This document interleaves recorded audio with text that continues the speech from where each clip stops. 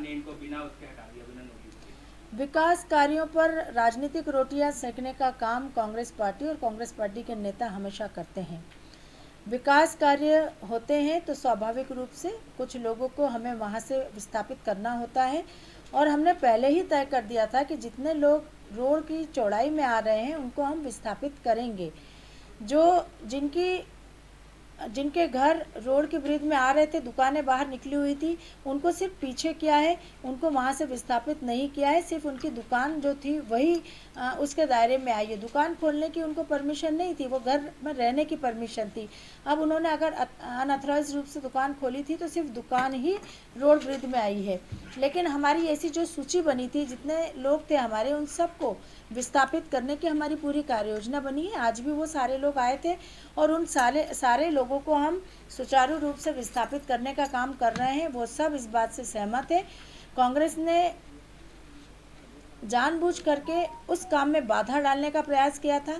एक अच्छी सड़क जिसकी अभिलाषा, जिसकी चाह क्षेत्र के रहवासियों को लंबे समय से थी, बल्कि वर्षों से थी, आज अगर उस रोड को बनाने का काम शुरू हुआ है और जो लोग उससे प्रभावित हो रहे हैं उनको हम विस्थापित कर रहे हैं, तो कांग्रेस सिर्फ उसमें राजनीतिक रोटियां सेकने के लिए वहां पर लोगों को गुमराह करने का काम करती रही है। आज कांग्रेस कहीं नहीं खड़ी है, वो लोग परेशान हैं। जो लोग उनके साथ जाकर खड़े हो गए थे और हम उन्हें जिस प्रकार से व्यवस्थित करना चाह रहे थे वो नहीं हो पाए।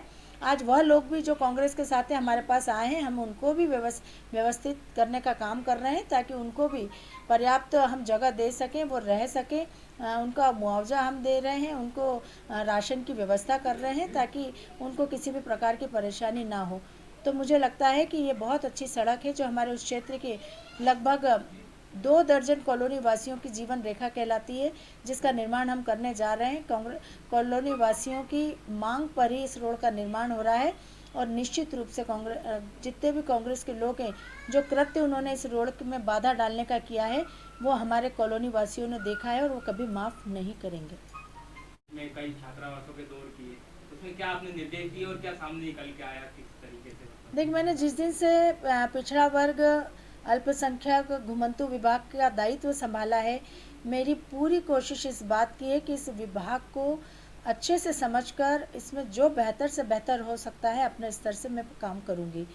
और इसी संदर्भ में जब मैंने लगातार छात्रावासों के दौरे किए, विशेषकर गर्ल्स छात्रावासों के, बालिका छात्रावासों के, तो उसमें ये पाया कि बहुत सारी कमियां हैं जिसको दूर करना है।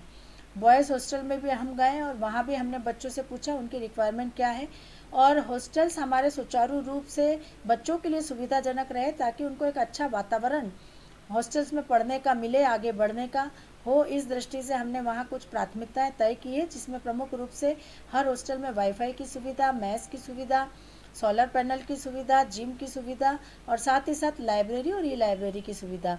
गर्ल्स हॉस्टल में आवश्यक रूप से सीसीटीवी कैमरे लगाने का भी हमने निर्णय लिया है, और साथ ही साथ गर्ल्स हॉस्टल को कवर्ड कैंपस कराने का भी निर्णय लिया है। तो ये सारी प्राथमिकताओं के साथ हम आगे बढ़ रहे हैं, और निश्चित रूप से मध्य प्रदेश में संचालित प्रत्येक जिले के हॉस्टल्स, चाहे वो गर्ल्स हॉस्टल हो, बॉयज़ हॉस्टल हो, हम विभाग की ओर से पूरी कोशिश करेंगे कि वहाँ पढ़ने वाले हमारे बच्चे खूब अच्छी व्यवस्थाओं के साथ अच्छे वातावरण में रह सके, पढ़ सके, आगे बढ़ सके, और विभाग के माध्यम से जो कर सकते हैं उन्हें हम पूरा करें। गोविंदपुरम विकास कार्यों को लेकर आपने क्या तैयारियां की हैं? अभी आचार संहिता से लगने वाली है, क्या प्रस्ताव आपने पारित किए हैं कि लगातार काम होते रहे? विधानसभा चुनाव के पूर्व जनता से जो वादे किए थे, उन वादों को पूरा करने के लिए चुनाव के तत्काल पश्चात हमने जो वर्क ऑर्डर हो गए थे उन कामों को शुरू कराया।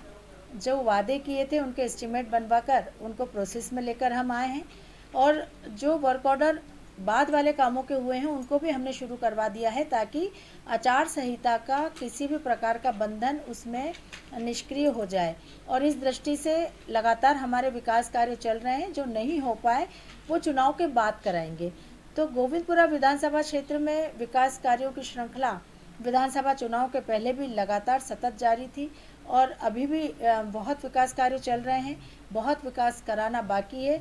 लोकसभा के चुनाव की संभवतः आज निर्वाचन आयोग की बैठक के साथ ही आचार संहिता लागू होने जा रही है। इस दृष्टि से चुनाव जब तक रहेंगे तब तक विकास कार्य बंद रहेंगे, और उसके बाद जब आचार संहिता ख़त्म हो जाएगी तो फिर हम फिर से प्रारंभ करेंगे। तो हम सबको आचार संहिता का पालन करना है, और इस दृष्टि से कोई भी काम ऐसा हम नहीं करेंगे जिससे आचार संहिता का उल्लंघन हो। राज्य